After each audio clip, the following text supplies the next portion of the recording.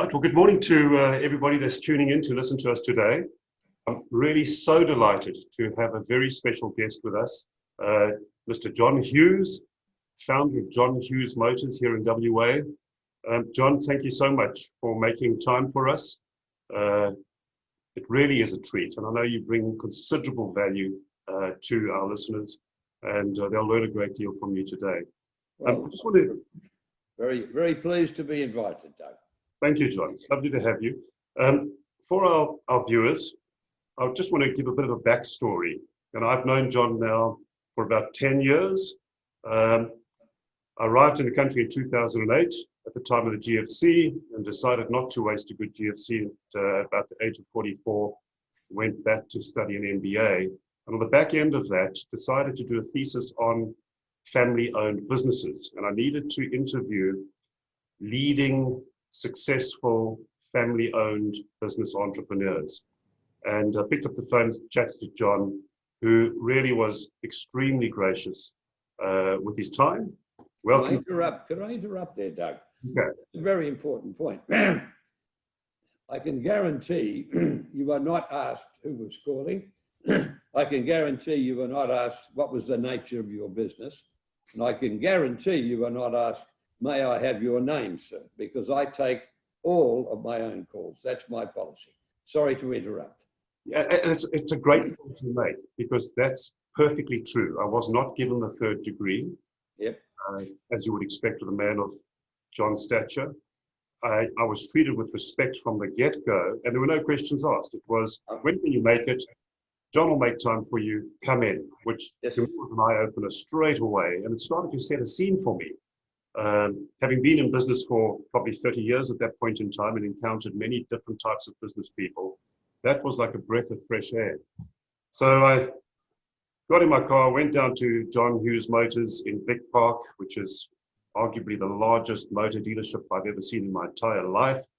And there you sat in your office, which I think you said you've been in for many, many years. I think you've been on that site for about 60 years. Just over the causeway in Shepparton Road, Victoria Park. Yes. Said that a few times, Doug. Yep, that's right.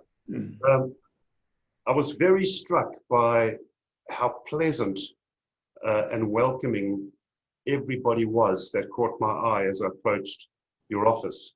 And I could sense that there was a very powerful, deeply ingrained culture that ran through your business straight away. Yep. Now, I've come to learn through the years that a business culture is 80% the leader. And if the culture is good, it's due to good leadership. Yes. And John, in sitting with you, you didn't hold back in sharing personal details. You know, you went into your young family life, which, as some would be surprised to learn, wasn't easy.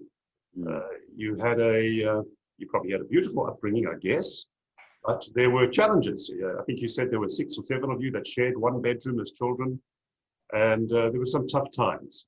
I can't really elaborate much more on that, but I really want to portray the clear picture and image that you didn't fall with your proverbial in the butter, as many people do. Suffice to say that you are now a regular participant on the Australia's wealthy list. Okay, so we've kind of got to get that out there. You are one of Australia's wealthiest and most successful business people. And I do believe that you probably sit within the top 5% of motor dealerships in the world in terms of turnover, sales, success. Well, certainly from one location, excuse me interrupting, Doug, certainly from one location, I would agree with that. There are many multi-franchises dealerships around Australia and around the world. They might have 15, 20, 100 sites. But from one location, I genuinely believe, Yes. can't prove this, genuinely believe it's the biggest, certainly in Australia. It has to be one of the biggest in the world, yes. It's an incredible achievement. And it started from, I think the point is, you started from very humble beginnings. Yes. You make a point of saying that you wanted to go and study to become a lawyer, but you couldn't afford to put yourself into university. Correct. Maybe you could share a little bit about that for us, John. Just tell us a bit about those early Well, days. when I left school, I didn't know what I wanted to be. I particularly, well, I would have liked to have been a lawyer, but as you say, we couldn't afford it. I came from a family where, I mean, we weren't poor in the sense of poor, but we certainly lived on the edge. My father was a fitter and turner, and I had two other brothers, younger brothers. I could have been a school teacher, except I was 4 days too late. How lucky was that? And wanted to be an accountant, but I couldn't add up properly. So in the end, I got a job in Canberra as a personnel cadet in the Department of External Territories. And I got on a plane, stopped for about 4 or 5 times in those days, as you did with the DC-3, arrived in Canberra about 4 o'clock on a Sunday afternoon. I didn't know where I was staying. I didn't know where I was working. Sat on the bench and I cried. I was 17 years and 2 months old. And finally, though, I was stuck. I was there, and that was a big lesson for me in my early days. And I did part-time university. I did psychology. I did English, but I hated it. I really hated Canberra, and I was terribly homesick. And then National Service was in, and in January I went to a place called Puckapunyal, just outside of Seymour in Melbourne. And 3 months later, I came out. I went in a boy, and I came out 3 months later a man. I got discipline, which I apply to myself, and I apply to all of my staff. I got discipline from 2 sources. Number one was Christian Brothers College in Fremantle, which was pretty tough in those days, I can tell you. There was the strap and there was the cane, and we got it. And I got discipline from National Service, and I've never forgotten that, Doug. No. Yes, sounds very much like my childhood, and then my compulsory National Service, which I think they should reintroduce. So it's good. Yes, absolutely. John, you then went on to, stepping ahead a little bit, you then went on to purchase a site in Vic Park on auction. And well, look, let me tell you about that, because I think it should be of interest, and it may be of some motivation to some people or some guidance, whatever. I was working for a company. I was running it, but I used to wake up in the mornings around about 3 or 4 o'clock with a knot in my gut. I had all the tests. There was nothing wrong physically, but the knot in my gut persisted. And then one day I saw advertised for auction a service station site at 196 Albany Highway, just over the causeway. I didn't go to the auction because I'd recently gotten married and I had to borrow the deposit on the house. I had no money. So I rang them up, and rather hoping perversely that they'd tell me it had sold, just to get the monkey off my back, so to speak, it hadn't sold. So I didn't sleep too well that night. I made them an offer the next day, an offer that they couldn't possibly really accept. I think it was 10% deposit in 60 days, another 10% to make it 20% in another 60 days, and full settlement 3 months after that. They couldn't really accept it. So I slept well that night. Well, the problem was they rang me the next morning and said, "It's yours, you bought it." So I'd walk up and down St George's Terrace with my briefcase, borrowing 120% of what I needed. And you could do that in those days. But Doug, the interesting thing was, as soon as I made that decision, as soon as I absolutely overwhelmed myself financially, biggest decision financially I'd ever make in my life, that knot in my gut went away. And that was my body telling me, "John, you're not destined to work for other people." So that was a sort of a landmark turning point. So I started with the 1 yard. The builder was slow in getting the building up. I had to make the first payment. I hadn't sold a car. I managed to get a lease on a yard in Inglewood, and went out there with the salesman, worked, 14, 16 hours a day, whatever it was, for a whole month. Sold 92 cars, just the 2 of us, bought them, sold them, cleaned them, did everything. And that gave me the cash flow to get the business going. So was it a baptism of fire? It certainly was, Doug. So you speak about those early days, yourself and one other, did you say Marty, would find the car, buy the car, wash the car, repair the car, and sell the car. Yes. Now, there's an under sort of tone in a lot of what you say, and that is you were determined to be a success. Absolutely. Nothing was going to stop you. You had that fire in your belly. But also what comes through, and I see it to this day, is a philosophy of discipline and structure. You told me then, and I think it's probably still the same now, that you're the first on site. Yep. And you're the last to leave. Yes. First to be there and last to leave. Look, I think it's important if you're employing people to let your staff see you, see them coming in the mornings, rather than get there at 8:30 in the morning with a cup of coffee in one hand and a newspaper tucked under the other arm and give a few grunts to a few people on your way in. Your business, you're not turning on the lights. You've got to turn on the lights in your business. You've got to be the one every morning that switches on the lights and brightens the whole place up. And it gets back to management by walking around, not sitting in an office. You know, I had a session with one of my managers yesterday, and I was talking to him about engagement with the other managers, junior to him, and he said, well, I see them regularly. I said, yes, you see them regularly in your office. Why don't you go to their office? That's the last time you walked around and went to pick out a car that had been in stock a little bit too long, and you drive it yourself. Take it home.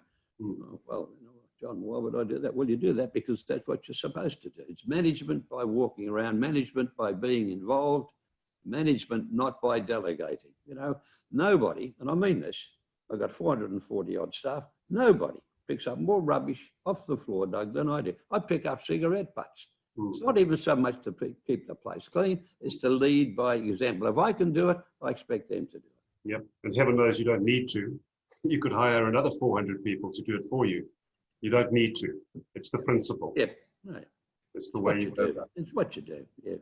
Yeah. No, that's extremely inspiring, John. It really is. Well, it may be inspiring, Doug, but seriously, it's pretty basic stuff.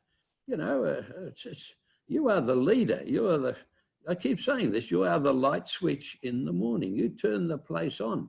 You turn the whole place evolves around you. And you know, I just love what I do. I think that's very important to love what you do. It's your passion. You know, it's not for everybody. It's not for everybody. I don't play golf. I don't go fishing. I haven't got a boat. I don't race horses. I haven't got a property at Margaret River. I don't play bowls. I don't race horses. Whatever you do. But, you know, I just focus on two things. I focus on family and business. Now that suits me. Now, whether that's not for everybody, but even if you're not exactly like me, you don't need to be like me. Channel your life. Keep things in watertight compartments. Don't let things roll off into another. Otherwise, it becomes, they merge and it doesn't stand out as much as it should be. 8 o'clock in the morning, if that's what it is, till 6 o'clock at night, whatever the hours are, that's the business and you're totally focused. I don't expect to get or take a personal call from 8 in the morning till 6 at night. But when I get home at 6 at night, I don't expect to take or make a business call from 6 at night till 8 in the morning. I chunk my time. It's an awesome discipline to have developed. So, John, I wanted to ask you about how the business has evolved. So we speak about, you know, you with one other, washing the car, cleaning the car, you know, fixing the car, flipping the car on. Now you've got just shy of 500 people that work for you. And if my numbers are correct, I think you sell something like $15,000 cars per annum, if not more. Yes, we do. Plus, from one location. And on top of that, in your marquee, if I can call it that, you have got, you know, a collection of awesome brand franchises. So you've locked in Volkswagen and Jeep and Mitsubishi and you name it. Yes. There's a few I haven't got that I'd like, Doug, but I'm working on it. Which is, each of those deals to have stitched together must have in themselves been, you know, a little mountain to climb. And well, let me talk about Hyundai for a minute. In end of 1985, early 86, I think it was, chap knocked on my door. His name was Danny Fisher. He said, "Can I have a moment of your time?" I said, "Yes." He had been to Korea. He was a panel beater, or a motor body builder, never sold a car in his life before. He'd been to Korea on a number of times and through sheer persistence got Hyundai, or Hyundai we used to call them then, to give him the franchise for the whole of Australia. It was an incredible feat that he did it. But they said to him, you had to get a big financial brother to support you. So he went up and down St George's Terrace, and finally, nobody wanted to know him. He finally finished up in Alan Bond's office, and Alan said, get John Hughes involved and I will be involved. I knew Alan very well. He married my cousin Eileen. So that's how it all started, Bond Motor Sales. And we brought Hyundai into Australia. And Fisher and I had to go east to try and appoint dealers. Nobody wanted to know us, Doug. Strange sounding name from a country they didn't really know where it was. South Korea, what's that? Hyundai, what's that? And we had to work very hard to get dealers. And Bondi at that stage was starting to have a downturn in his fortune. So we had great difficulty in getting the letters of credit sent. We'd have cars in Korea on the wharf wanting to come over, and we couldn't finance them. So that was a baptism of fire. But from now on in, look what Hyundai's done. And I'm proud to say, Doug, for 6 consecutive years, seriously, I was the top selling Hyundai dealer in the world. That's incredible. Be happy with that. Yeah, lots and lots of accolades, lots of sort of achievements you can lay claim to, John. Very proudly so. So, John, looking at your business model, I found it to be extremely interesting because you've branched out, but yet you've branched out into areas that are closely aligned with what you do. Car insurance, I think you've got transport services, you've got financing, all of those things. And, the academics would call that an integrative business model. Bolting on, Doug. It all bolts together. It all bolts together. Makes sense. So in simple terms, you're providing your client with a one-stop solution. Yes. They can come to their most trusted car dealer, as we all know you to be, with this incredible marketing campaign. And when they're there, they get convenience, one point of service, a single relationship, and they can tap into the trust. Well, we've got a finance company, Sovereign Credit. We've got an insurance company, Sovereign Insurance. We've got mobile service. We've got 8 mobile service vans. We're in the battery business. We're in the tyre business. We add on. I try and avoid as much as possible spending money outside. I try and keep it inside. Now, you can't do that all the time, and sometimes it's more economical to subcontract out. You've got to make that decision. But try wherever possible to keep business inside. Now, I might just digress for a minute. Doug, you said something about a slogan. I want your business, I'm prepared to pay for it. I stand behind every car I sell. Choose your dealer before you choose your car. My reputation is your guarantee. Is it true? Absolutely. All of those. And I use those to the hilt. And they work for me. It rolls off the tongue. And there's a few more I'm going to come up with, but one at a time, Doug. Yeah, no, they certainly do work. They do work.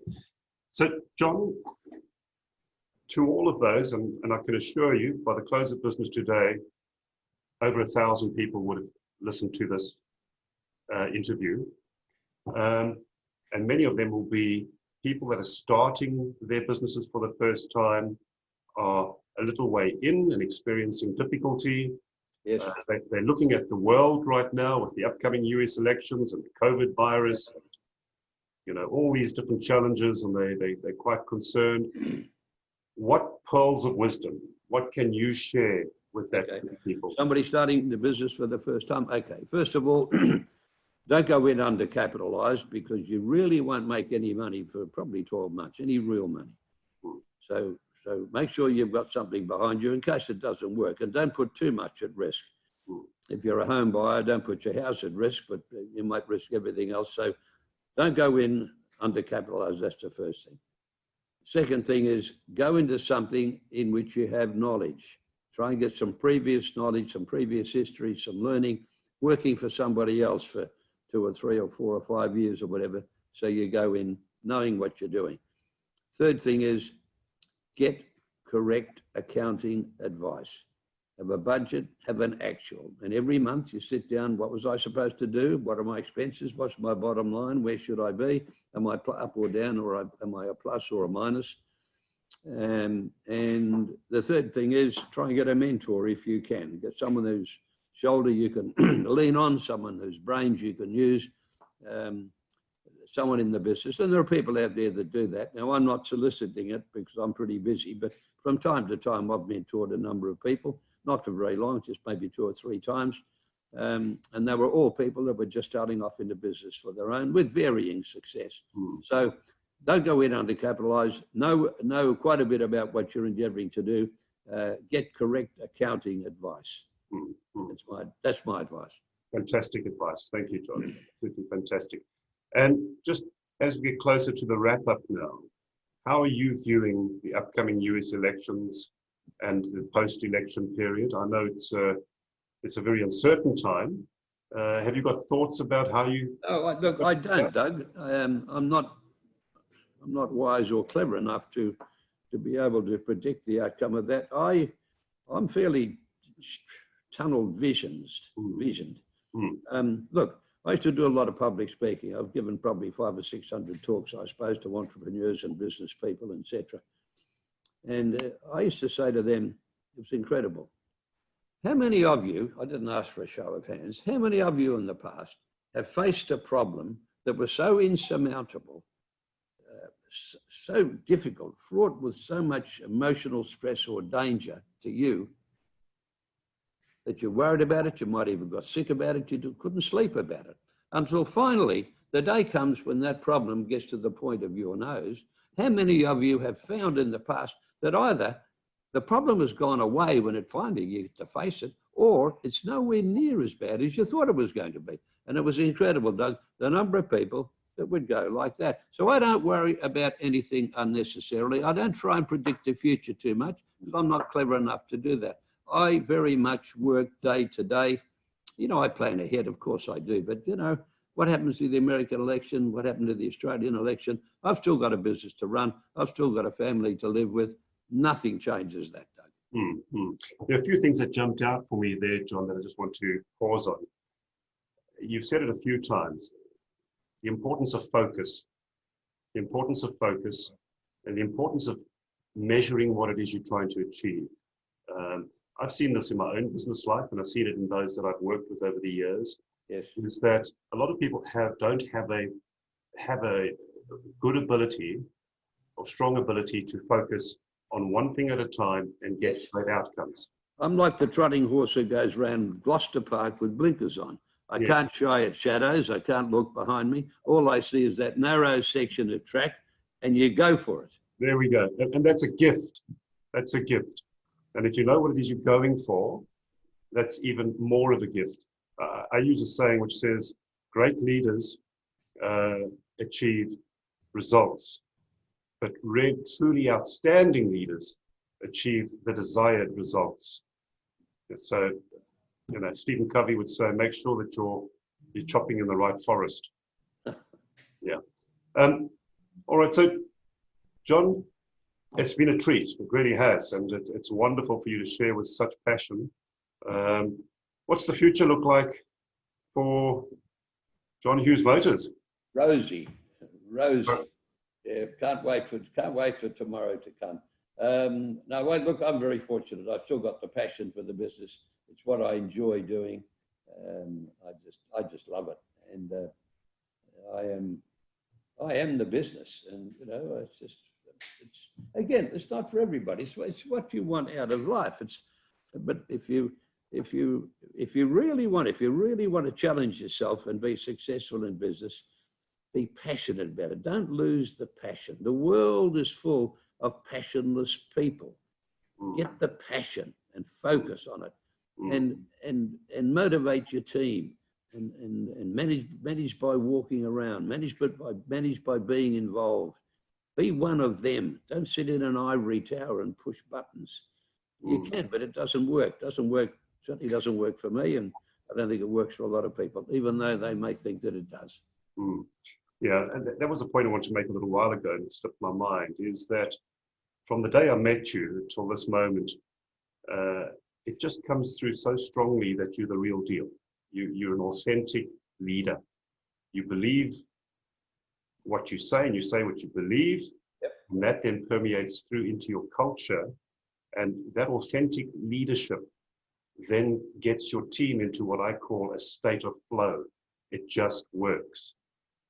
You know, if it's a leader who's muddling around, jumping from pillar to post, creating confusion and mayhem, then the people don't know what the heck to do. and the system. A clear, simple direction. Yeah. John, you've had a great get deal up of in front and you say, hey, follow me. And they all march in step in unison. Yes, that's right. That's right. John, thank you very much. I know you've got a busy day ahead of you. We're very grateful. Just to all of those that have listened in today, if you are looking for business advice, coaching, mentoring, you want to get your numbers right, you want to work through some challenges, etc., please feel free to call me. This is part of what we're here for. Otherwise, I know you've enjoyed listening to John, and I know that there's been a great deal of value. And John, it's always wonderful to see you. Thank you so much. Thank you, Doug. I enjoyed it. Thank you. You have a lovely day. Thank you, John. Cheers now.